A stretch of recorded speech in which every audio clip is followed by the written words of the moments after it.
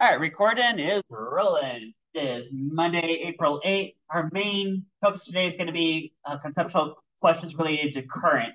I'm going to do a quick review with you guys today. Now, tomorrow, I'm going to have you guys do a lab. So let me show you guys a little bit about that. Right? Maybe some Kahoot questions, but possibly related to this too. Right? We're going to figure out what's the resistivity of Play-Doh. On Wednesday, we're going to do another Kahoot on circuits. So bring in like a series and parallel resistors all day. Okay? And then Thursday, Friday, we'll get into electromagnetic induction. Right? So how do you actually generate electricity with magnets and wires all day? Okay. So here's a little bit of review that you're going to see questions related on this Kahoot that we're about to do. You guys remember Ohm's law. So the current that flows through a circuit is directly proportional to the voltage and inversely proportional to the resistance. So I equals V over R. You can rearrange this, get V equals I times R. You can rearrange this, get R equals V over I. So different ways to do that, right? The other main law is Joule's law. You're going to see a few of these questions come up on today's Kahoot. Here's three different perspectives. So power is current times voltage, power is current squared times resistance, power is voltage squared divided by resistance. Okay? And you remember from last week, you guys were playing around with these formulas. They all tell you the same power in watts, right? Just depending on any of these might be the most convenient way to solve any particular question, depending on what information you have. Okay? Okay. Like if you have some potential difference and you put on some resistor, then V squared over R tells you what power in watts would be. Okay. Right. All right. Here's some new stuff. Let me do a little bit of new stuff with you guys. Right. So tomorrow, I will give you guys some Play-Doh canisters. Look at that Play-Doh. Oh, this is fun. Right. This Play-Doh will conduct electricity. Ooh, kind of a wire. Right. Now, why doesn't your house have a bunch of Play-Doh wires in it? Why are they all, probably copper wires, right? Maybe possibly aluminum wires, but probably copper wires, right? Well, because copper and aluminum are better at transmitting electricity than Play-Doh, but Play-Doh will conduct electricity. I can prove that to you guys.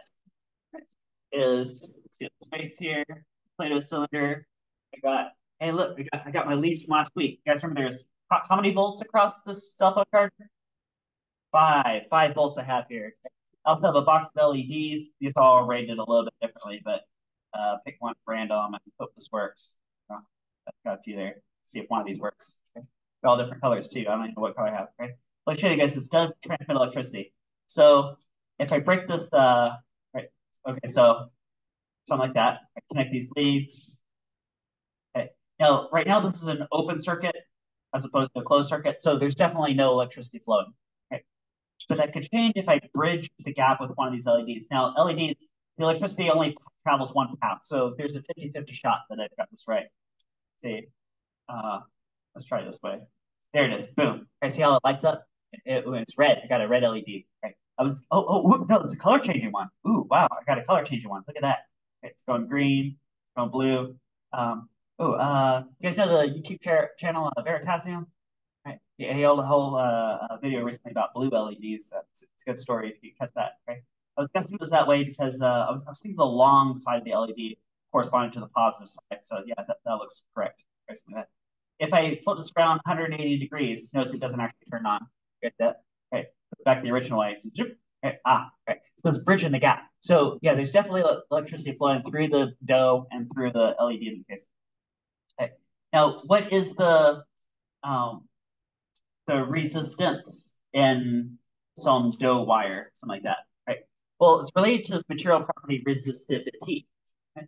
So maybe copper has a resistivity as a material, aluminum has a different resistivity, this Play-Doh has some resistivity. That's the Greek letter rho. That's what we're going to focus on, right?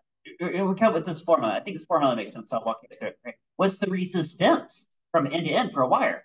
Well, if the wire is like a kilometer long, I bet there's a good amount of resistance. If it's 10 kilometers long, you guys think it'd be 10 times the resistance? That's this relationship right here. Right, so resistance is directly proportional to length. 10 times length is 10 times the resistance end to end. Right? Another factor is cross-sectional area. Now, guys, what do you think is easier to conduct electricity? A thin wire or a thick wire? What's easier to conduct the electricity? Who says thick wire is easier to transmit electricity? Thick wire? Yeah, that's exactly this relationship here. Look at that, cross-sectional area. So the fatter the wire, that's a larger cross-sectional area, would be less resistance, which means it's easier to conduct electricity. I think that might be a Kahoot question coming up here pretty soon. And the third factor that matters. This is this material factor called resistivity. And you guys are going to calculate tomorrow with resistivity of Play-Doh. Right? So tomorrow, beginning of class, I'll do a quick setup with you guys, remind you guys how this works, but introducing this idea today. So you see it tomorrow, like, oh yeah, I kind of remember that from yesterday, right? Here's a little table, which by the way looks kind of similar to, we're going to get this lab is it's printed on the backside of the lab you guys did last week. You guys remember last week you guys did this lab? You guys turned this in last week, right? I had, in the meantime, over the weekend, passed these back to your folders. So your folder back there is back there. And then printed on the opposite side is basically this table. So a little bit modified. Maybe it looks a little different. Well, actually, is it really that different? It's real similar. Right. So yeah, right. So this table is basically this. You can use to ultimately determine what is the material resistivity of Play-Doh. So that'll be tomorrow adventure. Okay. Let's talk a little bit about resistors here. So now I don't have a commercial resistor in this room, but if I did, they look like this. They got these colored bands on them. And you can read the colored bands to tell you how many ohms of resistance this is. Right? You guys remember resistance is measured in ohms, right? So brown means 1, green means 5. So start with the 1, 5. You guys see the first two color bands are 1, 5. The third color band tells you order of magnitude. So red means 2, but in this context, the fact that it's the third band is really 10 to the power of 2. So it's 1500. So it's 1500 ohms, right? And then there's a gap. And then this very last band tells you the tolerance. So gold means plus or minus 5%. So there you go, right? So that's that resistor example. Here's different things you can have on a circuit. You guys know about half of these, right? You guys know voltage source. You guys know resistor. You guys probably know switch, right? Those three, right? Throw a fuse on there. A fuse you can connect in series so that if there's too much current flowing, say like suppose you plug in some appliance and things go haywire and starts to shock you and there's like way too much current flowing. That will trip the fuse and then it'll break open the circuit and then no more electricity flows, right? And then later on this week, we'll be looking at inductors and capacitors. So that'll be closer to the end of this week. Inside a breadboard, I have a breadboard right here. The term comes from like literally people use breadboard back like 200 years ago. They break out like a wooden board that they would cut bread on. Right? So let's just start hooking up these electrical components so we can make all different kinds of circuits. And then it ended up being such a useful tool to have around. They just went ahead and like standardized it, and now we got this nowadays, right? But if you flip it over, and mine has a sticker on it, but this is what it looks like on the inside, on the back side. You can see these metal strips. So it says what's connected to what, which tells you how you could possibly wire something together. Right? So to like make different kind of circuits. Maybe I want to have my leads from my cell phone charger in different places. Right? Now this LED, suppose I put the LED like right here. That could possibly be useful. Maybe I could turn on it to be part of a larger circuit. You can see it like in bridging from here to here, like on the backside, right? You guys see that correspond to that, right? Versus if I did something like this, that would be always useless, completely useless, because that would be shorting it out. Like that would never turn on no matter how I rig this thing up, right? So maybe there's useful and less useful places to rig this up, right? So breadboard, got some videos on breadboards too, but let's see about another day. Okay, let's go on inside the battery. While I got these posters out, is there's maybe two chemicals, for example, manganese dioxide and zinc, that could have a potential difference between them of 1.5 volts, maybe. Right, separated by an electrolyte, right? So now you got a battery, right? Some of these capacitors will say for later this week. Inductors will say for later this week. There's more stuff I want to say on those. I got some video demos. They're related to inductors, especially related to electricity generation, Faraday's law. Right? This is all later this week. I don't want to get too far ahead of myself. Right? But I think there was a Kahoot question.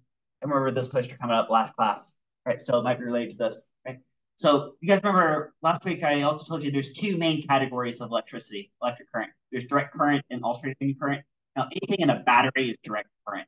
Right? The cell phone charger, this 9-volt battery, this AA battery, it's all going to be direct current, which is direct flow of electrons. And those electrons flow around very, very slowly. Right? It's something like 1/10 of a millimeter per second. So when I hit the on switch or the off switch, it's like, well, the lights turn on and off immediately. Right? But really, there's a potential difference, and all the electrons in a wire get bumped just a little bit. Right? But alternating current looks more like this. So maybe you burn coal, which boils water, which turns a turbine. You have this magnet connected to that rotating turbine, right? Which is spinning. Right? And then you get these inductors that'll, through Faraday's law, create a voltage, right? And if you have three sets of these, like three pairs, right? You get this alternating current, and then get like this three-phase current, right? Here's the voltage standard for United States, 120 volts. That's what's in these outlets right behind me, or around on the walls. And 60 hertz is the frequency standard. So if you film like a light bulb lamp plugged into any of these outlets with a high speed camera, this is like 1,000 frames per second. You watch it in slow mo. You would watch it actually flicker. It'd be flicker, flicker, flicker. It's to be like this. Okay. All right, all right. There's a little bit of review. There's a little bit of new stuff. And then, okay, so you guys ready for this Kahoot? Ready for Kahoot? All right, let's switch over to Kahoot.